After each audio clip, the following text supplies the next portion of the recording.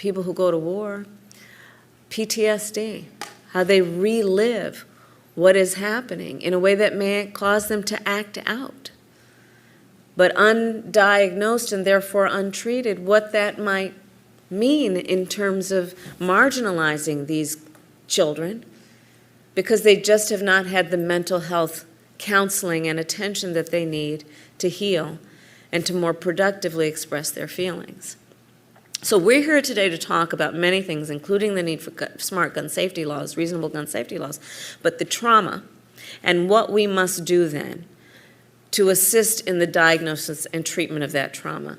And for all of those reasons, I am proud to be here at this very school to make an announcement, which is that we are announcing $285 million as part of our administration's initiative to hire and train mental health counselors in schools.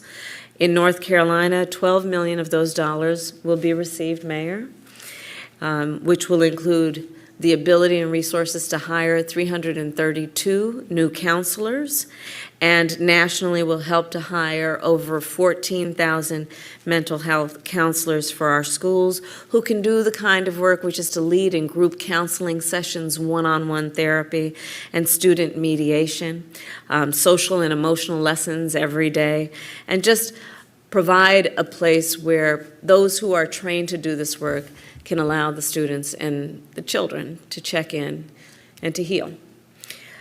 So with all of that again, and our announcement previously of over $6 million for students at schools in communities with high rates of gun violence, we are putting the resources where they are needed. More resources are needed, no doubt. But let's pay attention to this issue because we can actually do something about it. And we have the opportunity then to address what we know will otherwise be generational and intergenerational trauma. Trauma is something that is not genetically inherited, but it is inherited in terms of, if untreated, if there's no intervention, what continues to be trauma building up in communities. And so again, I thank everyone here for your courage, for your leadership, and with that, I'm going to turn it back to Secretary Cardona to mediate and moderate our discussion. Thank you very much, Madam Vice President. And, you know, a lot to ponder there, a lot of facts, statistics. But I have to say, I want to acknowledge also the announcement of $285 million for more mental health support for our students. Words and action. So thank you for that. And at this point, I'd like to ask Mayor Vi Lyles for some remarks. Mayor? Thank you very much. No, they're still here. Oh. I believe we have, the media is going to stay for a series of remarks, and then I'll dismiss them. Thank you. Mayor? Thank you very much, Secretary Cardona, and thank you, Vice President Harris, for making gun violence a priority for you and for the Biden administration, what you're doing. And I want to especially thank you for emphasizing the work that our state is doing to combat gun violence and invest in mental health resources. $285 million, if some part of that comes to our community, we will be very grateful and we will put it to good use. Your support, along with all of the people in this room who represent this great city, this great state, they are going to make the difference, and it's critical that we have the participation that we have around the table, because it's going to take all of us. Every level of government is going to be needed to address this pandemic that we have right now of gun violence and making our community members, residents, feel safe. We're currently facing a very hard truth that our youth are increasingly caught in the cycle of crime. And we must do more to ensure our youth have the opportunity, as well as hope, that that's not always going to be who they are or how they are identified. As a mom who raised 2 teenagers, I know that being a teenager comes with its own set of challenges, and facing violence as a teen in this time and place is a whole new layer of complexity. Let me tell you a brief story about a 17-year-old young man who was tragically shot and suffered a serious spinal cord injury that changed his life. While he was on the path to recovery, he met with our healthcare system's violence intervention team because he wanted to heal and break the cycle of violence that he had. The team in the hospital listened to him, they earned his trust, and he began to share his fear of leaving the hospital and going back to the streets. Together, with a circle of people who cared deeply about him, they built a safe place outside of his home, igniting a sense of hope that he would be able to have a brighter future. That's what the people in this room that I'm so proud of in this community, that's what you do every day to support programs like this, and I am proud and grateful to you.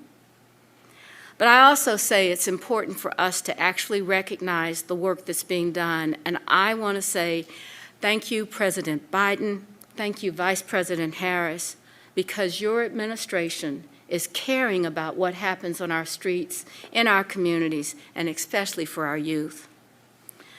The money that you invest with us to hire and train school mental health counselors will make a genuine difference in what the future can be. So I, along with all of the members of these elected officials across the state, all of the people in this room that give their time and dedication to this effort, I know, working together, we can make a better future for our communities and our young people especially. So thank you very much for having this difficult conversation, but necessary conversation today. Thank you very much, Mayor, for the reminder that it does take a village. Thank you. And speaking of the village, I was able to meet the superintendent and the board president also, as well as the principal. And at this time, I'd like to introduce and welcome Eastway Middle School Counselor Cortesia Riddick for some remarks. Cortesia? Yes, thank you so much. My name is Cortesia Riddick, and I am one of the school social workers here at Eastway Middle School. And I want to say thank you, Madam Vice President Harris and the Biden-Harris administration, for allowing me to share with you my insight regarding the impact of gun violence with students throughout the Charlotte-Mecklenburg schools community.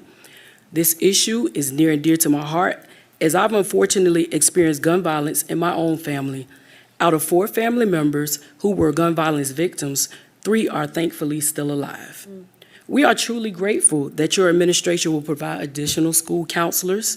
We are witnessing an alarming rate of students presenting with various mental health issues, including high rates of depression, anxiety, and suicidal ideations. Throughout my tenure with CMS, I've witnessed or read about tragic events, including losing the parent of a former student to gun violence. We are heavily understaffed within the Student Services Department, which includes school counselors, school social workers, and school psychologists. Because of this, it's difficult to meet the increased demand for the support of students impacted by trauma. We need more mental health professionals to provide safe and healthy outlets for students to discuss their thoughts, feelings, and emotions. This will give our youth an opportunity to acquire conflict resolution and coping skills, which are severely lacking with many of our children and teens. Many of our youth do not seem to connect death by gun violence and permanency. They are not processing the long-term implication of taking someone else's life. Instead of solving math equations or learning about great historical figures, our students are remembering the relatives and friends they've lost to gun violence. They cry for those people. They are afraid in their own neighborhoods. They are even afraid in our schools. I've even had a student here ask me, so Ms. Riddick, if someone comes into the school with a gun, are we really going to be okay? We do these drills, but will a gunman find us? This is a valid concern, and students shouldn't have to think twice about their safety in the one place that many look to as a safe haven, and that's our schools. Thank you. Thank you. Wow. Thank you, Cortesia. Sobering reminder of what school counselors face daily. thank you for sharing and for being here with us today, and the work you do on a day-to-day basis. And we can't be visiting a school without having the opportunity to benefit from listening to a student. So at this time, I'd like to introduce Malachi Thompson for some remarks. Malachi? Thank you so much. I'm not only a student here in CMS, but I'm a student leader. I'm a civic leader. I'm a part of the Superintendent's Advisory Council, the Charlotte-Mecklenburg Youth Council, where we work and strive daily to equip young leaders to be able to do what I do today. Not only am I having this wonderful opportunity that was afforded to me, which I'm grateful for, but I come with a heavy heart. My family has been hit with this tragic and recent 2 days after Christmas. My little cousin, 16-year-old, was hit with this tragic moment that no teen should have to experience in their life, and that's gun violence. Killed at the tender age of 16. I've always talked to my mentees about their experience with gun violence, but not knowing that it would have to hit my family. I've also experienced mental health, challenging with my own mental health. As a young age, I was 8 years old, experiencing mental health problems, thinking suicidal, and wanting to end my life because I didn't understand what being a black male in society meant. But as I was growing older, I had been come with a lot of support from my school, the West Charlotte High School, my school system, the Charlotte-Mecklenburg Schools District, our superintendent, and other leaders within my school who support me, counselors who support me. I have a long range of contact with counselors I've known since kindergarten who support me in this effort. Not only am I able to stand to you as a survivor of mental health, as a survivor who've dealt with mental anguish in the mind, but I stand to you today as a support to not only families out there listening who have suffered, lost family members, had to bury a child due to gun violence. It's a hard thing to do.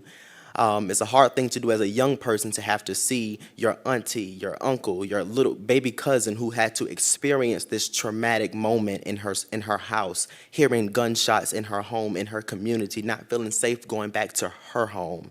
It's certain things like that in your mind. It oversounds the person's idea, but it opens up the idea that I have to do more work. So last week, just talking with my family, I said, we have to do more work. And here I get this opportunity to speak, not only with a lot of our elected officials on this panel, but also our vice president.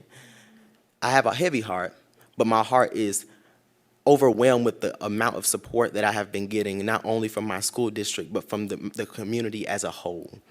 Today, I take charge to make sure that not only am I being a support to my fellow young people out there, but I'm being a support to families and friends who have to bury their loved one, bury a child. Imagine burying a child, a 16-year-old, 15-year-old to gun violence at a tender age.